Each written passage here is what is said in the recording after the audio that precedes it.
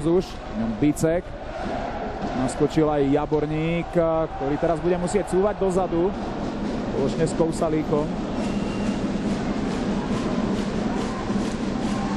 Bystričania striedali, aký hraničný moment. Puť sa im tam motal v blízkosti hráčskej lavice. Košická striedačka avizovala zase príliš veľa hráčov na vade. Ale veľmi rýchlo Košičania v pásme a Sojčík otvára skóre tohto stretnutia. Len čo Košičania prečkali oslabení, tak po úspešnom súboji pri zadnom mantineli Peter Sojčík, síce nevysoký, ale veľmi ťažko odstaviteľný v predbránkovom priestore, 5. gólom v play-off v 53. minúte zápasu posiela Košice do vedenia 1-0.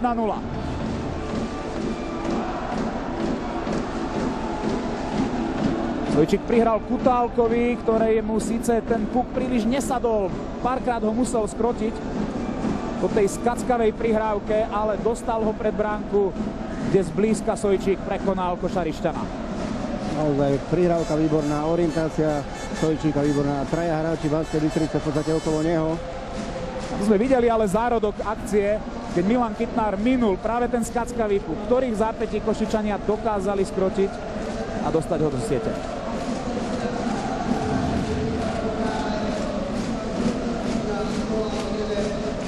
Keď to nejde prvému útoku, musí zabrať štvrtý. A dve krídla zo štvrtej formácie Kutálek a Sojčík narysovali košické vedenie. 53. minúta.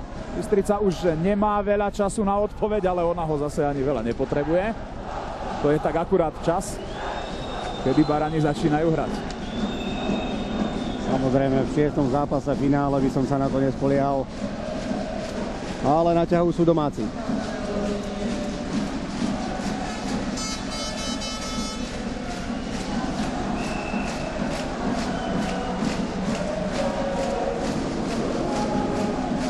Domáce publikum ale inkasovaný gól ani na chvíľku neumlčal. I si idú svoje celý zápas. Cítia, že ich tým potrebuje podporu.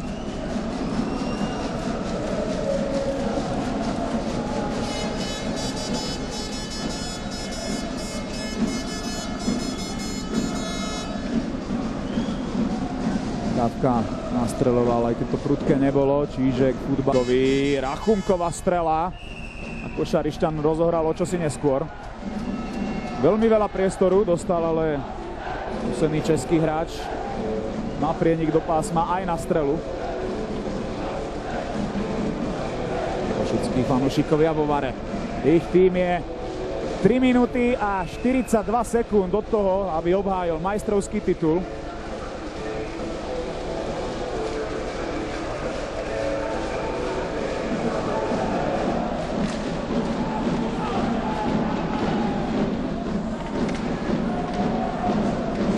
Šesuja a Bartánus držia puk v pásme. Cepák si zbiehal pred bránku, Bartánus ho videl. Košarišťan ďaleko z bránky. Nevyšla mu rozohrávka, puk získal Bartánus, ale nenašiel Biceka. To mohla byť definitívna gólová poistka.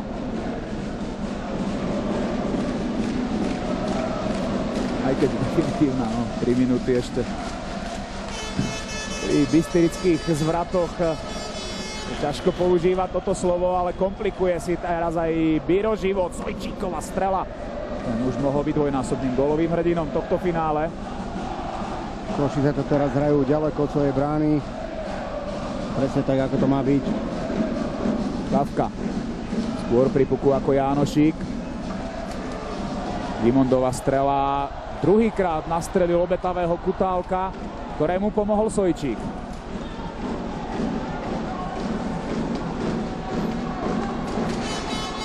Košarišťan zrýchlil akciu ku Kavkovi, ale ten tam bol osamotený na útočnej modrej. Čížek. Budeme zvedaví, či sa vôbec Bystrica pri takto dobrej, aktívnej košickej defenzíve, ktorá je v podstate ofenzívou, najlepšou obranou je útok, dostanú domáci tréneri k tomu, aby vytiahli Košarišťana z bránky. 125 sekúnd chýba len do konca tretej tretiny. Čas už na to je, ale priestor nie. Vidíme aj tú chybu košarišťa, na ktorú takmer Bartánus využil. Vedelo Bicekovi, ale boli tam aj ďalší domáci hráči. Predovšetkým Kytnár.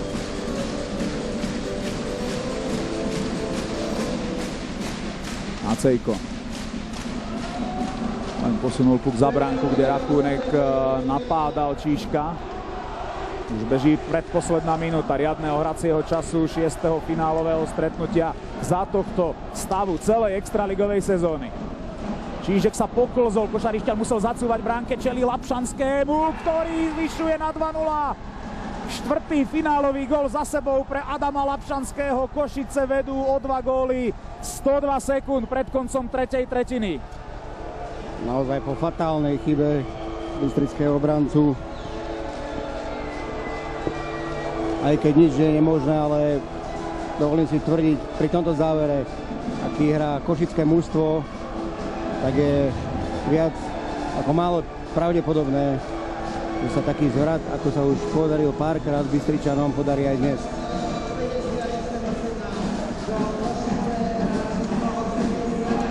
Tu vidíme prvý gólový moment v podaní Sojčíka, keď išli Košice do vedenia 1-0, no a teraz poklznutie sa Číška, ktoré perfektne využil Adam Lapšanský, až neuveriteľne chladnokrvne. Muž, ktorý 2 série, ani jeden jediný bod nemá na konte a vo finálovej sérii bilancia 4+1. Naopak zase prvý košický útok, ktorý 2 série valcoval všetko, čo mu stálo v ceste vo finále. Veľká odmlka. Toto sú cenní hráči, ktorí sa dokážu presadiť práve v tej chvíli, keď to mužstvo potrebuje. Ešte je tu priestor na Banskobystrickú poradu. Košarišťan stále v bránke. Len čo Hanzuš vyhrá boli, ak ho vyhrá, tak budeme očakávať jeho pohyb na striedačku. Ale tretia tretina pri hre 5-5 patrí jednoznačne Košiciam. Domáci strieľali prakticky len v presilovke, aj keď tu nehrali vôbec zle. Už Bystričania so 6 korčuliarmi a s veľkou snahou o vynútenie si aspoň predĺženia v tomto stretnutí. Ale prišli o útočné pásmo. Hudec. Hrnka ho nepustil ani do stredného pásma. Domáci kapitán dostal cez Sojčíka, aj cez Hrnku, aj cez Kutálka. Ale bol vytlačený do priestoru pri mantineli. Hanzuš. Pomáha mu Rosandič. Surový. Nerozumel si s Rosandičom, ktorý už je tam v pozícii prakticky útočníka. 50 sekúnd pred koncom tretej tretiny. Prerušená hra, potom 47. Teraz tam pri tých manteloch to treba aj zapískať, aby to nemohli zdržiavať. Hej, jasné. Dobre. Si zobralo dýchový čas. Odstrážime si to celé, Peter. Jasné, tam je nejakých, koľko tam bolo, 30 sekúnd? 47. Ideme, dobre. Dobre, teraz môžeme aj na stranu Bystrice voľnejšie, aby to plynulo. Uvidíme, čo tým dáme. Ideme, poď. Ohovor rozhodcov samozrejme Nabuli, Hanzuš, Kafka, Rosandič.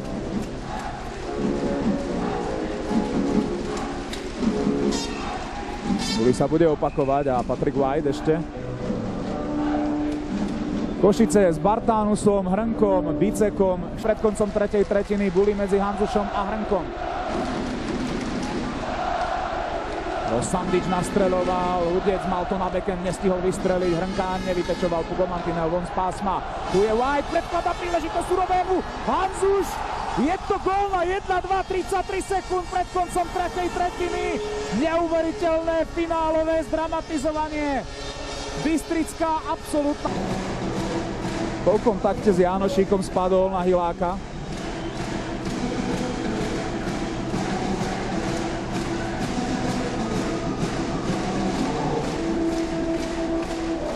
Áno, tá Surového práca následne, ktorá tiež dostala puk do bránky, ale to už bolo druhý raz, čo bol za čiarou. Veľké veci. Tak teraz už Bystričania so 6 korčuliarmi od začiatku boli.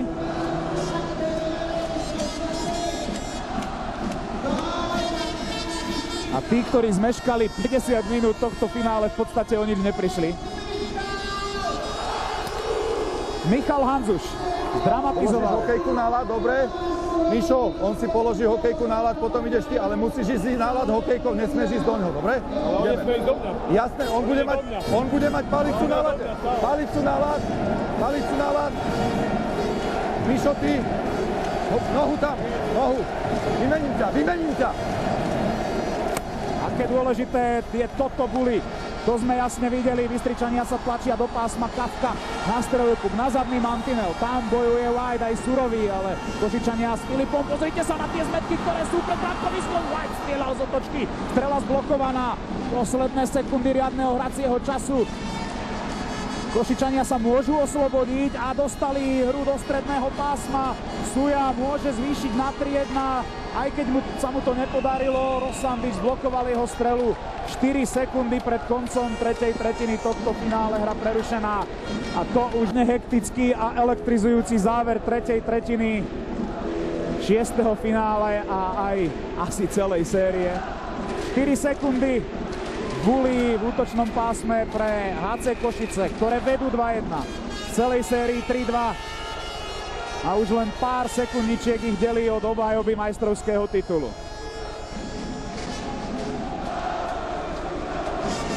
Ešte sa 1 sekunda vráti, áno. Sekundy musia byť 4.